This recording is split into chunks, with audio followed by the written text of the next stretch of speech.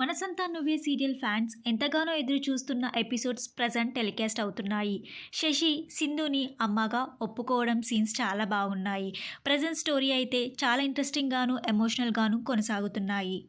ఇక విషయానికి వస్తే మనసంతా నువ్వే సీరియల్లో టాప్ క్యారెక్టర్ మళ్ళీ రీఎంట్రీ ఇవ్వబోతున్నారు.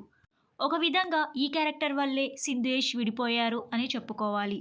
ఇక అప్కమింగ్ ఎపిసోడ్స్లో రీఎంట్రీ ఇవ్వబోతున్న క్యారెక్టర్ ఎవరో కాదండి, సిద్ధార్థ్. సిద్ధార్థ్ క్యారెక్టర్ మళ్ళీ మనసంతా నువ్వే సీరియల్లో రీఎంట్రీ ఇవ్వబోతున్నారు.